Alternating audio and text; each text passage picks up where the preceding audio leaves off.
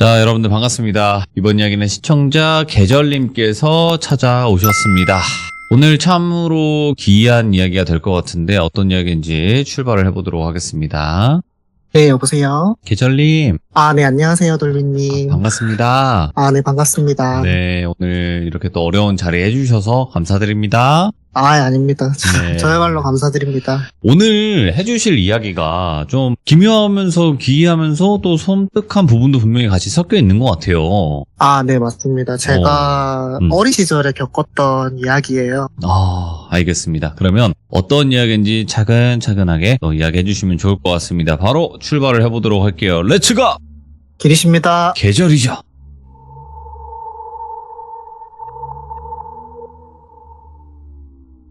제가 오늘 들려드릴 이야기의 제목은 절에서 죽을 뻔한 아이예요. 되게 좀 기이한 이야기입니다. 제 이야기 제목에서부터 보면 똘비님도 그렇고 기종님들도 이잉할 수도 있어요. 왜냐하면 보통 절이라고 하면은 종교적으로 좀 되게 신성한 곳이잖아요. 절이라 하면 보통 안에 부처님도 계시고 보살님도 계시고 신장님들도 이제 막 지키고 계시는 신성한 장소니까 그곳에서 사람이 죽는다는 거 상상하기가 힘들잖아요. 그리고 심지어 그 절이 문을 닫은 절도 아니었고 정상적으로 운영을 하고 있는 절이었거든요.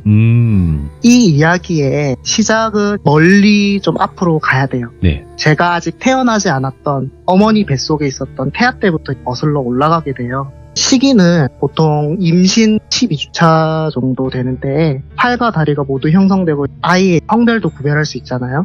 그때 부모님이 검사를 이렇게 받으시다가 청천벽력 같은 소식을 듣게 된 거예요. 태아의 머리에 거대한 혹 하나가 이렇게 자라나 있는데 이대로 태어난다면 산모도 출산 도중에 많이 위험하고 설령 출산에 성공해도 이 아이는 정신이 온전하지 않거나 몸을 겨눌 수 없는 장애아로 태어날 확률이 너무 높다는 소견을 이제 들려주신 거예요. 예. 이 소식이 부모님을 포함해서 저희 양쪽 집안에 다 전해졌고 아버지와 어머니는 두 의견으로 이제 싸우시는 거예요. 네. 아버지와 친가 쪽은 어쩔 수 없다. 우리 형편에 지금 장애를 가진 아이를 감당할 수가 없으니까 아이를 두고 엄마인 너라도 살아야 되지 않겠냐. 근데 어머니를 포함한 외가 쪽은 말도 안 되는 소리 하지 마라. 내 뱃속에서 태어난 내 새끼다. 내가 죽더라도 이 아이를 포기할 수가 없다. 그렇게 두 분이서 싸우신 거예요. 아휴, 양쪽이 다 이해가 되고 또 어려운 결정이잖아요. 그죠? 그리고 이제 실제로도 당시 부모님은 형편이 좋지 못하셨어요. 지금처럼 생활이 풍요로워지기 전까지는 할머니, 할아버지한테 듣기로는 조그마한 단칸방 하나에서 신혼을 시작하셨다고 들었거든요. 그래서 결국 부모님의 의견 다툼은 결국에 어머니의 최후 통첩으로 끝났어요.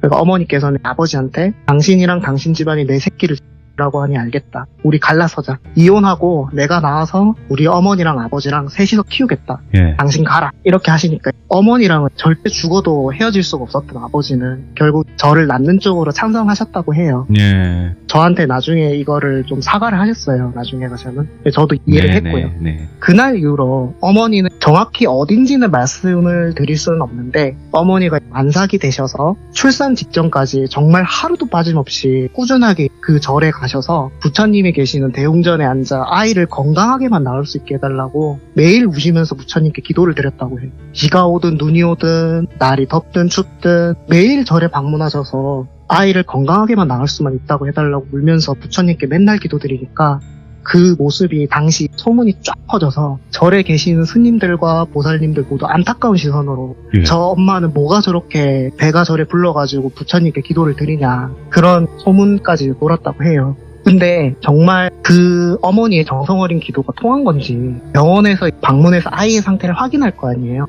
머리에 있는 혹이 점점 작아지기 시작하는 거예요. 그리고 출산하기 직전까지는 결국 완전히 사라진 거예요. 의사 선생님도 의학적으로는 설명할 수 없는 그러한 현상이었다고 해요.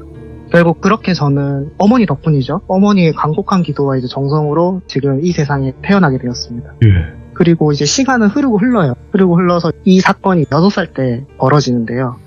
그 6살이 되기 전까지 제가 정말 많이 아팠어요.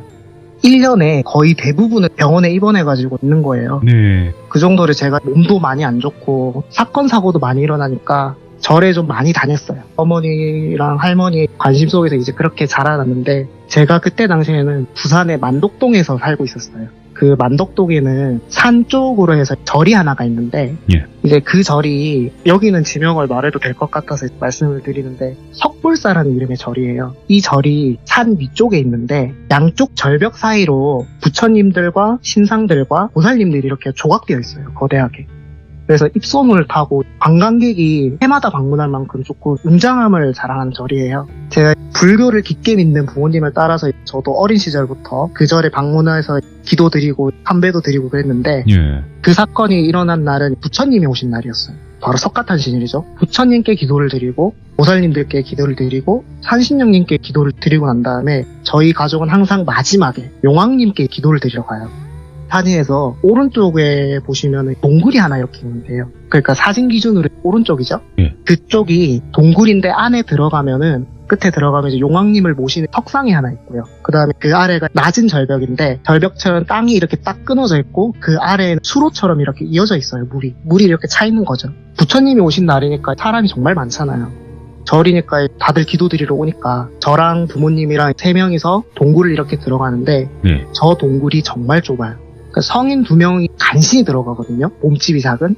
그러니까 제가 먼저 앞장서서 먼저 들어가고 부모님이 저를 뒤에서 보면서 이렇게 따라 들어오신 거예요. 그리고 언제나 했던 것처럼 용환한테 기도드리려고 손을 이렇게 모아서 기도 그 자세를 취하고 여기는 엎드려서 절을 할 수가 없으니까 서서 이렇게 부모님과 함께 삼배를 이렇게 드리는데 제가 그때 항상 마음속으로 숫자를 셌었어요. 1번, 그 다음에 2번 하고 마지막으로 3번 이렇게 하는데 일이 터진 거예요. 제가 아직까지도 기억을 하고 있는데 합장을 하고 눈을 감고 고개를 숙이는데 정신을 차려보니까 물속인 거예요. 뭐야? 빠진 거예요. 그 절벽처럼 나 있는 아래에 그 수로가 있다 했잖아요. 거기 제가 빠진 거예요. 5월달임에도 그 동굴 안에 물이면 너무 차갑잖아요. 예. 그 물 속에서 제가 살아남으려고 막 발버둥을 쳤어요. 발버둥을 이렇게 막 치는데 이게 발이 땅에 안 닿는 거예요. 발이 땅에 안 닿는 게 막 느껴지니까 너무 무서운 거예요. 너무 무서워가지고 어떻게든 살려고 손을 막 휘저으면서 벽을 이렇게 막 짚는데 뒤에 사람들도 난리가 난 거죠. 애가 빠졌으니까. 애를 건져야 된다, 빨리 붙잡아야 된다 이러면서 소리가 들려왔는데 그때 제가 살짝 기억이 조금 애매해요.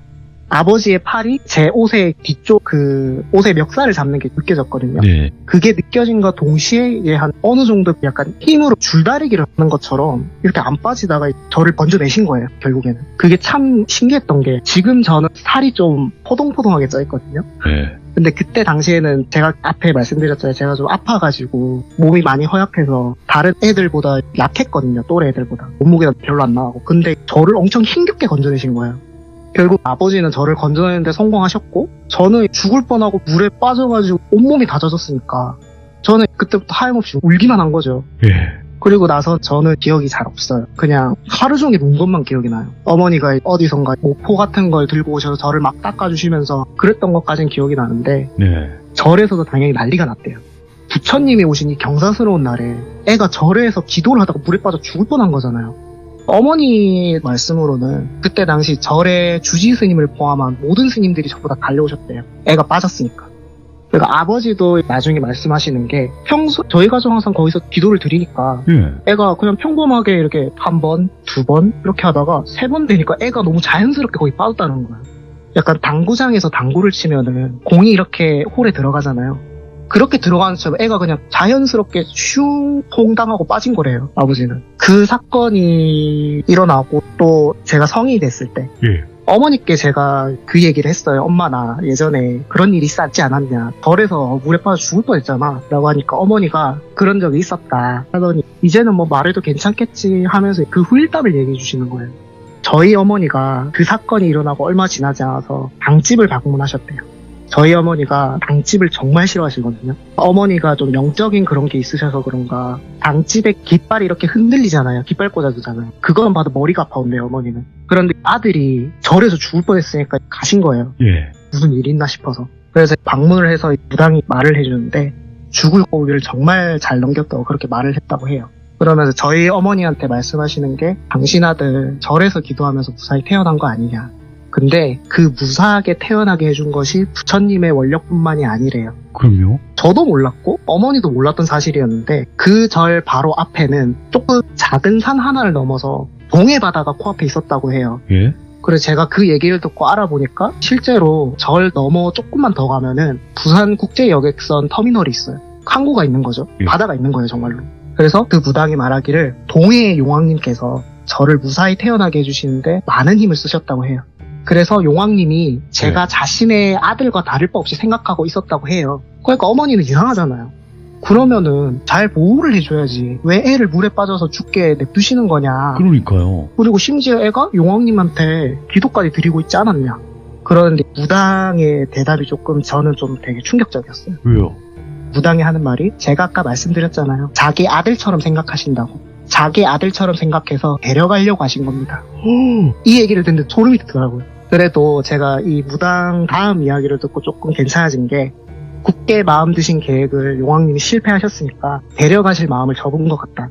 걱정하지 않아도 된다. 그래서 뭘 걱정하지 않아도 되느냐. 그러니까 이제 아드님은 평생 물에 관련된 사고는 발생하지도 겪지도 않을 거라고 했어요. 예. 그 무당의 말대로 저는 지금까지 제가 살아오면서 예. 물과 관련된 사고는 그 이후로 단 한 번도 겪지 않았어요. 물에 안 가신 건 아니고. 아니에요. 저 목욕탕도 가고 워터파크도 가고 수영장도 가고 바다도 가고 계곡도 가고 다 갔거든요. 예. 근데 단 한 번도 그 뒤로 물사고를 당한 적이 없어요. 아, 그리고 이거는 제가 제보 드리진 않았는데 제 친구 중에 무당 친구가 있어요. 아, 예. 그 친구가 말을 해주기를 어찌됐건 저를 데려가려고 하신 거잖아요, 용왕님이. 근데 이게 흔적이 남은 거래요.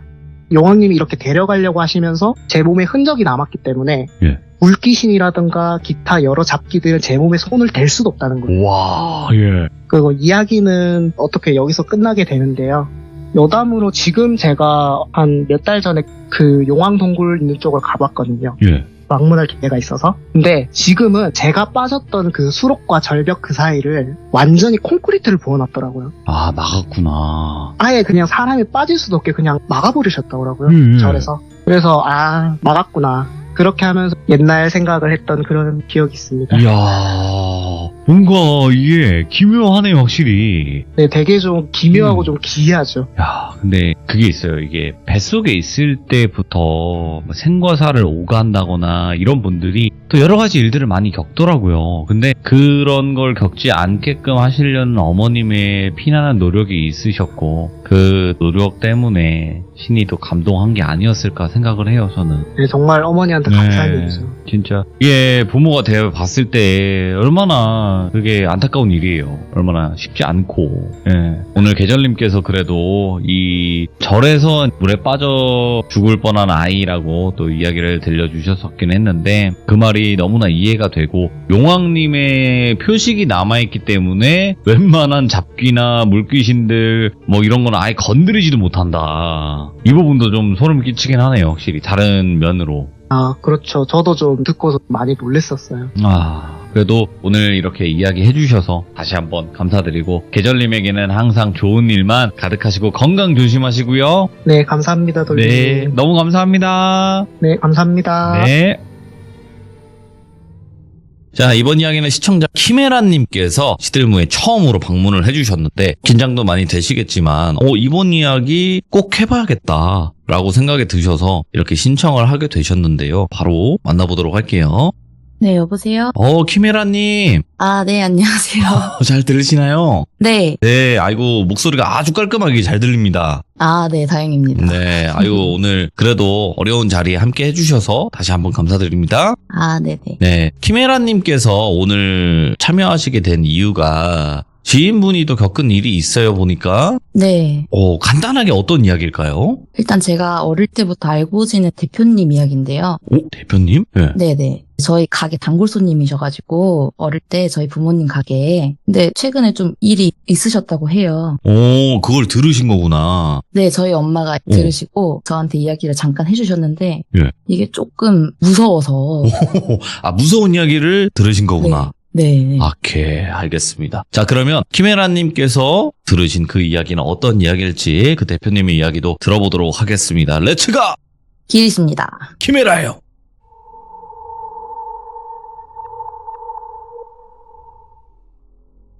일단 이 이야기는 아까 설명드렸다시피 제가 알고 지낸 대표님이 최근에 겪으셨던 이야기예요.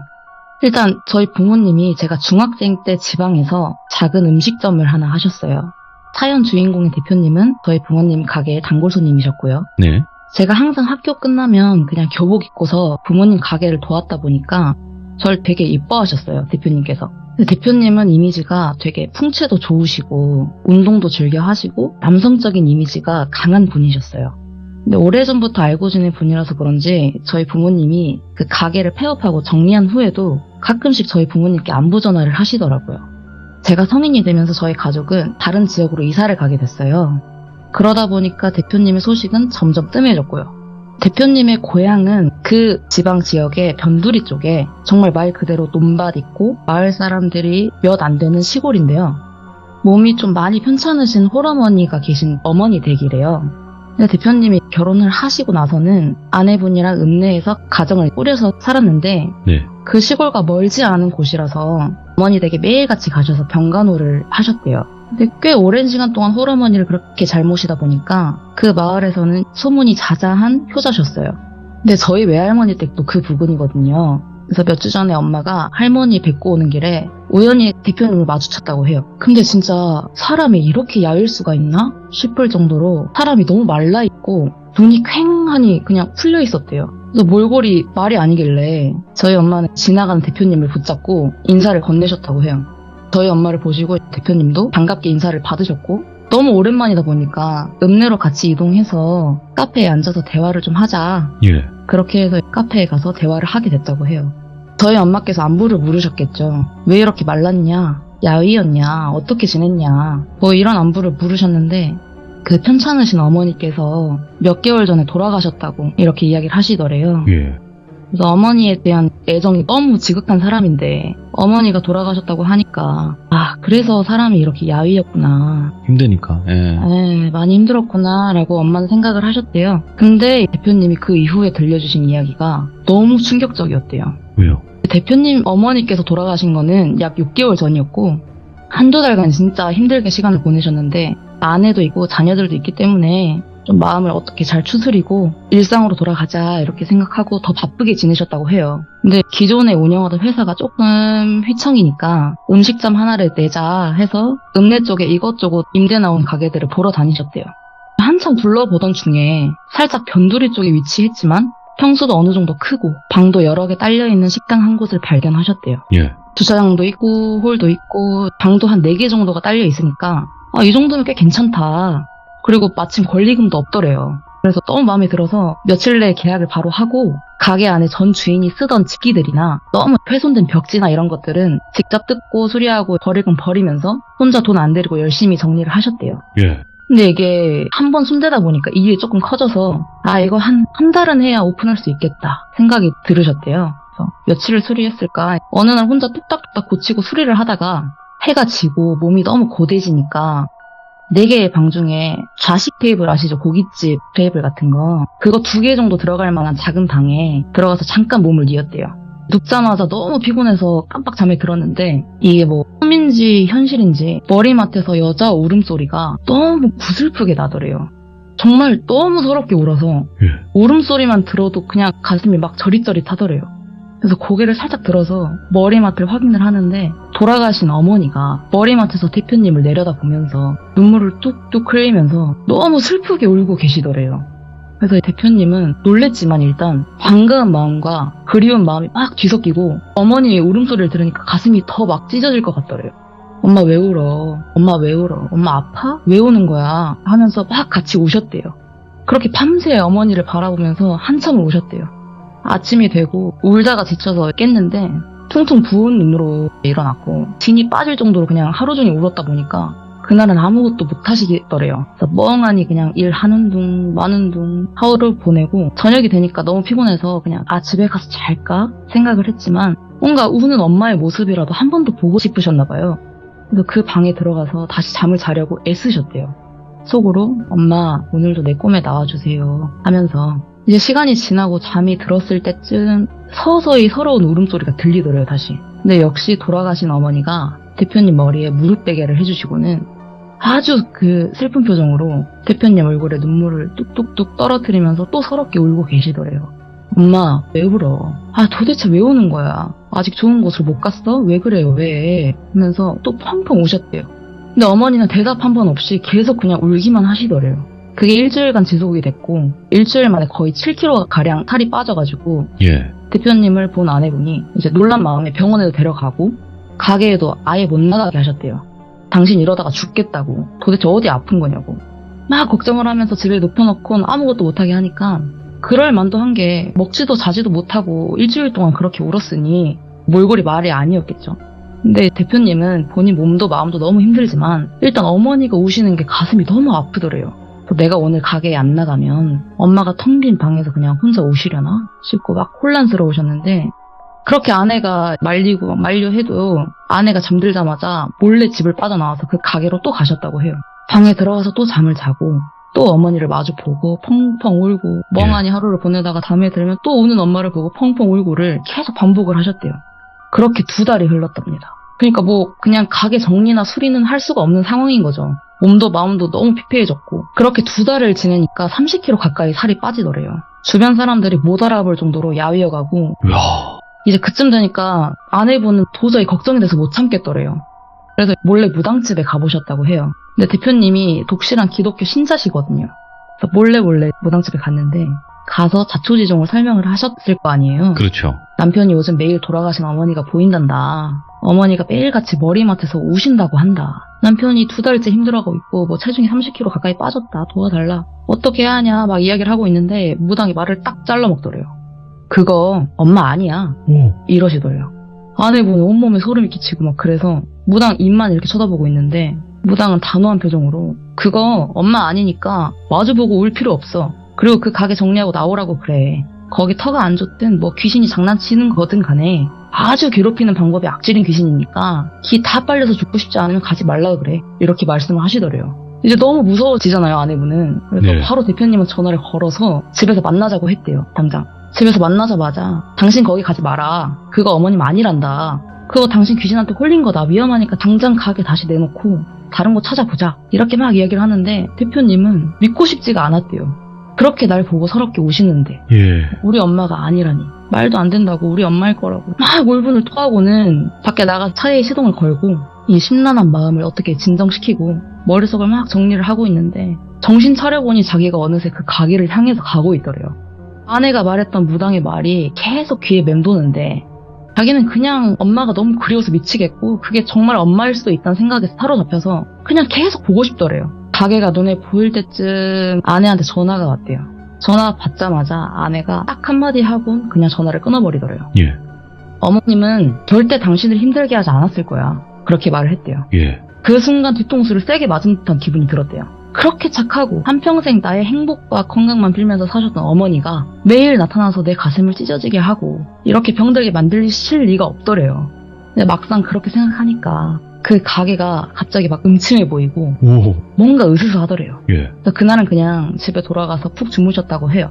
집에서는 그런 일이 없고 그냥 꼭 가게에서 잘 때만 그쯤 되니 뭔가 이상하다 싶더래요. 그렇게 혼란스러운 채로 며칠 동안 고민을 하다가 가게를 내놓기로 마음을 먹었대요. 네. 내가 2달간 본 엄마의 모습이 정말 그리운 돌아가신 어머니든 아님 귀신이든 어쨌든 내 아내와 자식들이 있으니 내가 이렇게 미쳐있으면 안 되겠구나. 그렇게 생각이 들었대요. 그렇게 마음을 먹고 며칠 뒤 밝은 낮에 가게 안에 두었던 이제 대표님 물건들이 있었을 거 아니에요. 이걸 정리하고 빼오자 해서 가게에 들어가셨대요. 하나하나 정리하고 짐을 막 챙기고 있는데 갑자기 졸음이 막 쏟아지더래요. 뭔가에 이끌리듯. 그래서 그 방에 이끌려서 가서 진짜 몸을 걸치듯 들어가서 잠이 들었대요. 1시간 정도 잤을까? 머리맡에 어머니가 또 앉아 계시더래요. 대표님이 며칠 동안 안 와서 그런지 엄청 서러운 소리로 엉엉 소리를 내면서 눈물을 막 뚝뚝뚝뚝 흘리시더랍니다. 계속 대표님 눈을 마주치면서 슬픈 표정으로 그렇게 서럽게 우시더래요. 막상 또 엄마의 모습을 보니 가슴이 너무 또 아파 미치겠더래요. 마음 약해지지. 그쵸. 그래서 또 한참을 막 우신 거예요, 엄마를 보고. 그러다가 며칠 전 아내가 했던 말이랑 무당이 했던 말들이 뇌리를 싹 스쳤대요. 한참 울다가 뚝 멈추고는 울고 있는 어머니를 빤히 바라보다 용기 내서 말을 했대요. 너 우리 엄마 아니지? 예. 근데 그 말을 하자마자 그렇게 슬프게 울고 있던 어머니의 표정이 막 일그러지더니 막 박수를 치면서 깔깔깔깔 막 숨이 넘어가게 웃더래요.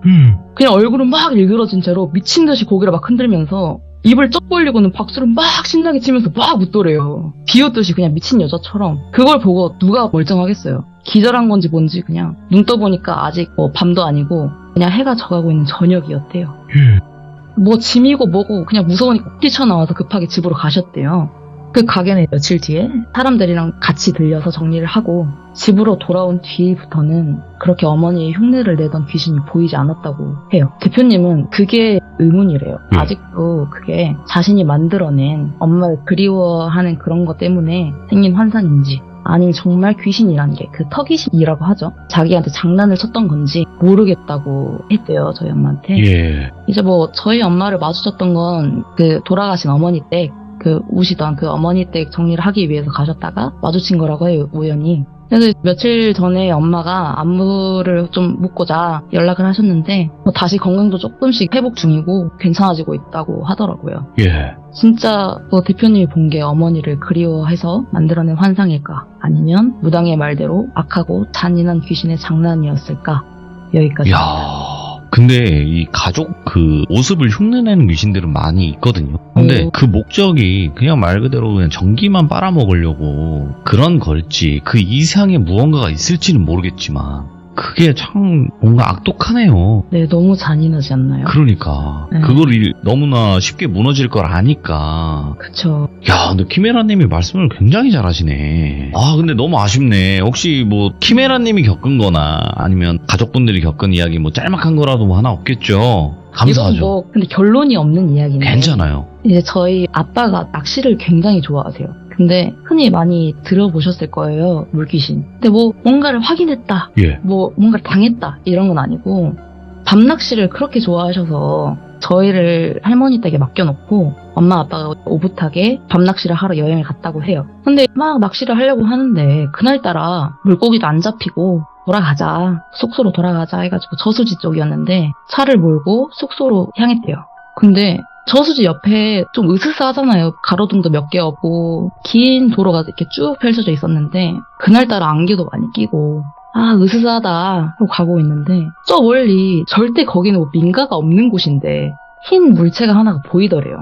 네, 사람같이. 그래서 아 우리가 진짜 무섭다 생각하니까 저런 게 보인다 하면서 혹시나 저게 뭐 귀신이더라도 무시하고 도망가자. 그게 점점 가까워질 거 아니에요. 근데 그게 딱 커브길 정도 갓길에 서 있었는데 아빠가 한쪽 팔을 이렇게 내밀고 운전을 하고 있었는데 네. 엄마도 반대쪽 창문도 열어놓고 그 흰 물체를 지나가려면 조수석 쪽이 가까울 거 아니에요. 오른쪽 갓길에 있으니까 창문을 활짝 열어놓고 가다가 엄마가 빨리 밟아 무서워 이렇게 말했대요. 딱 커브를 도는데 여자더래요. 진짜 그냥 사람 같은 여자. 예. 싹 지나가는데 물 냄새가 진짜 그 물 비린내가 확 들어오더래요. 그래서 엄마가 얼른 팔을 막 집어넣고 그냥 외마디 비명 한번 쫙 지르고 바로 창문을 이렇게 밖으로 확인을 했는데 아무것도 없더래요. 그런 이야기. 와, 이렇게 진짜 이거 키메라님이 말씀하신 것처럼 잠깐 보이는 경우가 되게 많아요. 네. 잠깐 싹 보였다가 확인해보면 없는 거. 그러니까요. 근데 그 형체가 어떻게 서 있었고 어떤 느낌으로 서 있었는지 이런 게 다 기억에 남고. 그렇죠. 야, 그건 저도 경험을 해봐서 공감합니다. 네, 공감해요. 자, 오늘 키메라님이 두 가지 이야기를 이렇게 들려주셨는데 네. 그냥 딱 이거예요. 짧아서 아쉬웠다. 이분 하루 웬쟁에 가둬놓고 시키고 싶은 저희 그 시청자분들이 조금 과격하거든요. 네. 저는 시청자분들의 오더를 받고 감옥만 운영하는 사람이라서. 네. 근데 또 키메라님께서 이렇게 두 가지 준비를 해주셨고 네. 이야기를 들려주셔서 다시 한번 감사드리고 혹여라도 뭐 주변 지인분들이라든지 아니면 가족분들 조금 이렇게 본격적으로 질문을 해보면 무서운 이야기가 있어요. 네. 그런 분들이. 그래서 그럴 때마다 언제든지 또 말씀해주시면 감사할 것 같습니다. 너무 고맙습니다, 키메라님. 네. 감사합니다. 네, 고맙습니다. 네. 자, 이번 이야기는 시청자 털보님께서 이야기를 들려주실 거고요. 오늘의 주제는 아마 장례식장에 관련된 이야기가 되지 않을까라고 또 생각을 하는데 대부분 우리 시청자분들도 장례식장을 어쩔 수 없이 다녀오는 경우가 많습니다. 그래서 도대체 어떤 이야기일지 같이 한번 들어보도록 할게요. 네, 여보세요. 털보님. 안녕하세요. 대부분의 닉네임을 보고 남성분이실 줄 아셨을 것 같아요. 아, 네. 털보, 네. 뭐야, 네. 뭐야, 왜 여성분이야? 이렇게 생각하실 수도 있는데, 아니, 뭐, 털보일 수도 있잖아요. 그럼요. 네. 그런 경우도 있으니까. 자, 오늘 네. 이렇게 참여해주셔서 감사드립니다. 네. 네. 일단은 남편분이 겪은 또 섬뜩한 실화예요, 이게. 네, 맞아요. 어허. 그 얘기를 하실 때마다 아직도 좀 떨리시거나 그때 당시를 회상하면 무섭다라고 하시는 경우가 있었나요? 엄청 많아요. 저랑 오래 만났는데도 불구하고 오, 예. 제가 이 얘기를 꺼내면은 굉장히 싫어하고 기억하고 싶지도 않으려고 하고 좀 그랬었죠. 근데 아직도 이게 미스테리인 일들이라 한번 신청하게 됐어요. 너무너무 감사드리고, 자, 그냥 편안하게 저랑 네. 1대1로 대화한다 생각하시고 제가 다 도와드릴 테니까 그냥 편안하게 이야기해 주시면 될 것 같아요. 렛츠고! 기리십니다. 털보죠!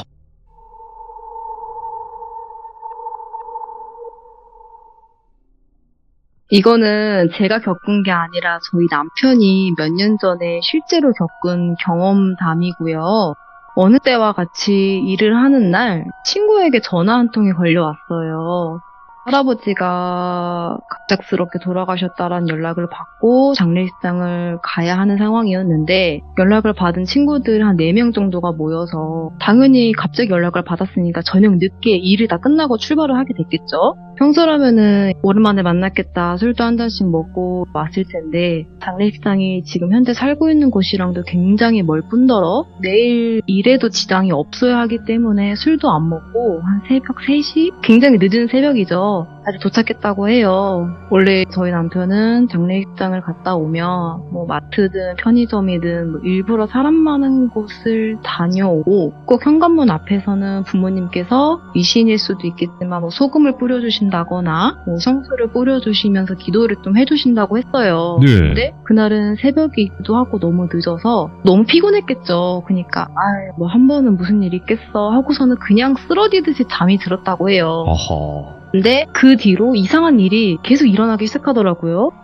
현재 하는 일이 밤낮이 바뀌고 불규칙해서 평소에도 잠에 굉장히 예민한 편인데 네. 퇴근하고 집에 들어와서 잠을 자는데 이상한 느낌이 들더래요. 근데 그 이상한 느낌이 막 털이 쭈뼛쭈뼛 서고 서늘한 느낌이 들어서 눈을 떠보니까 방 천장 정확히 구석인 모서리 부분에서 누군가가 나를 쳐다보고 있구나 라는 확신의 느낌이 들더래요. 근데 형체나 뭐 움직임은 아무것도 보이지 않지만 누군가가 나를 보고 있다 라는 느낌이 들어서 그날은 그냥 잠이 다 달아났대요. 그리고 한 번 몸에 막 소름이 끼치니까 예. 여기를 내가 나가야 되겠다 라고 생각해서 그냥 그 방을 나왔대요. 그리고 거실 소파에 누워서 뭐지? 내가 너무 예민한가? 하고 그냥 멍하니 있는데 방에서 느꼈던 그 시선이 똑같이 또 느껴지더래요. 근데 이번에는 주방 천장, 그 천장 쪽에서만 그 느낌이 나는 거예요. 그래서 뭐야? 설마 가족인가? 근데 말이 안 되잖아요. 새벽 네. 2-3시면 부모님도 다 주무실 시간이고 하고 그냥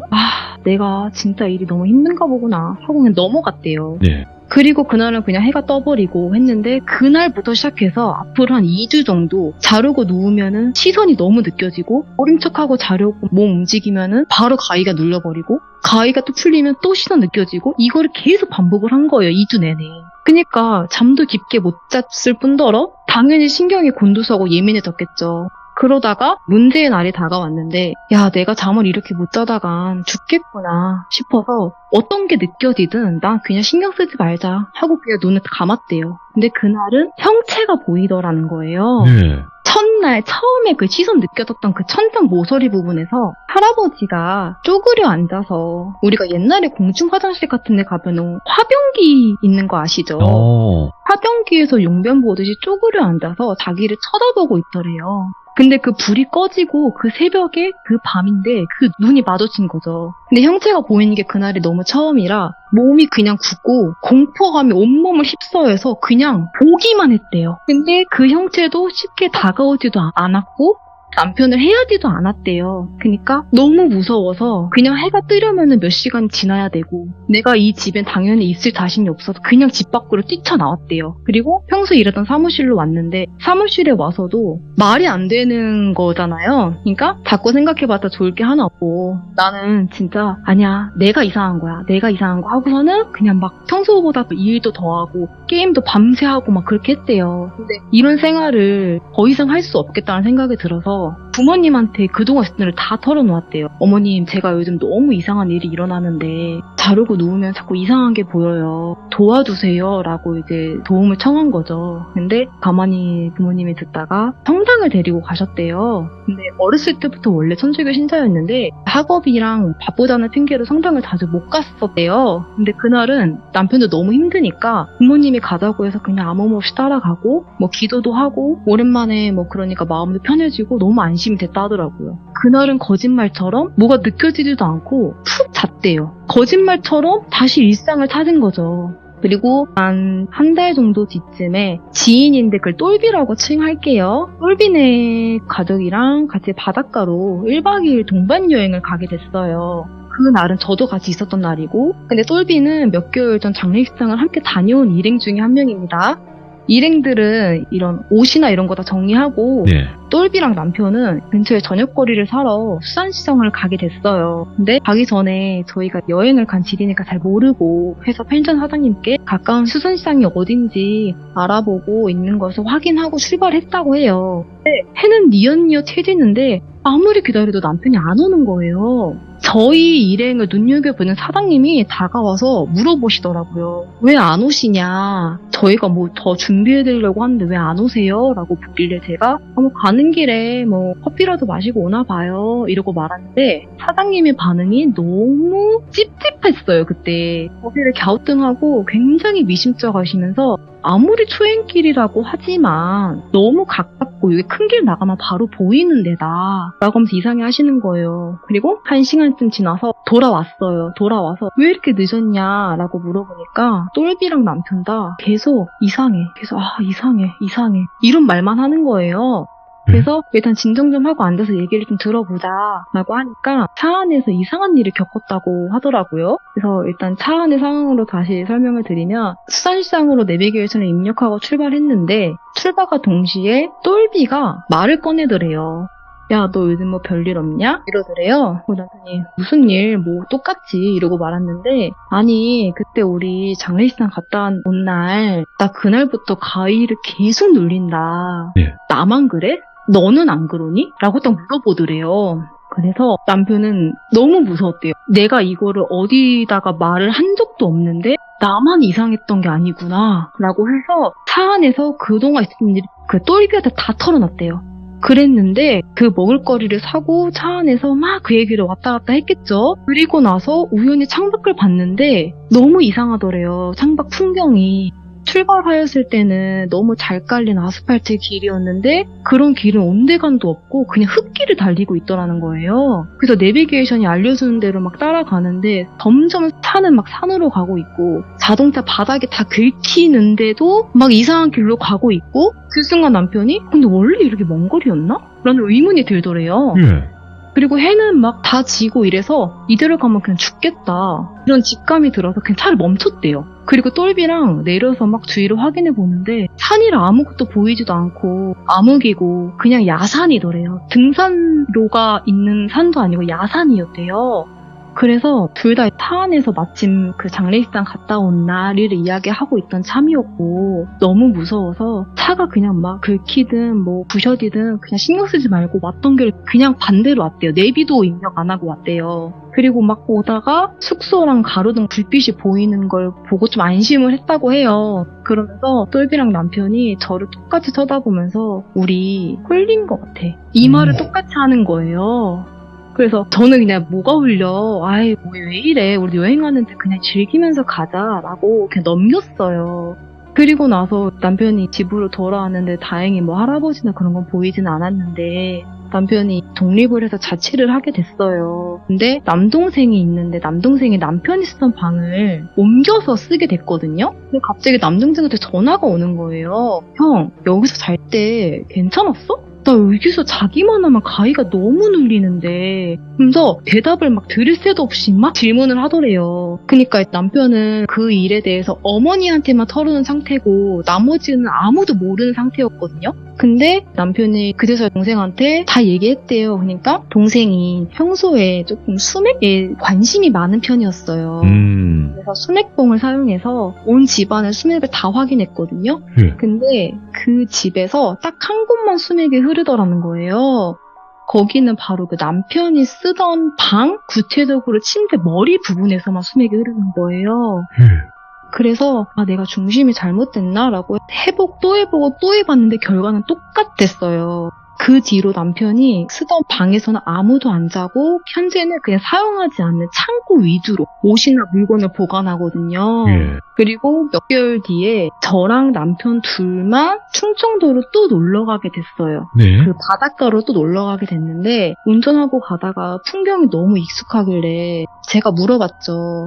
여기 혹시 우리 와본 적 있나? 라고 물어봤어요. 근데 여행 계획은 대부분 제가 다 하는 편이라 남편은 숙소가 어딘지도 모르는 상태였고 남편도 막 밖을 보다가 그때 여기 우리 똘비랑 놀러 왔었잖아. 여기 숙소가 거기 근처일걸? 라고 하니까 막 확인을 했죠. 근데 정말 500m도 안 되는 정도의 그때 묵었던 숙소의 그 동네였던 거예요. 그런데 너무 이상했어요. 제가 운전해서 가는데도 도로가 너무 잘 깔려있고 건물도 많고 가로등도 다 있고 그때 길을 헤맸다는 것 자체가 이해가 안 돼서 제가 되물었죠. 왜 그렇게 늦게 온 거냐. 이거 말이 안 된다라고 하니까 남편도 진짜 모르겠다. 왜 차에서 똘비가 그 얘기를 꺼낸지도 모르겠고 내가 내비게이션을 한두 번 사용해 본 것도 아닌데 그때는 나도 모르겠다. 그냥 모르겠다라는 말만 계속 하더라고요. 아직까지도 그 일에 대한 이 실마리가 풀리진 않았거든요.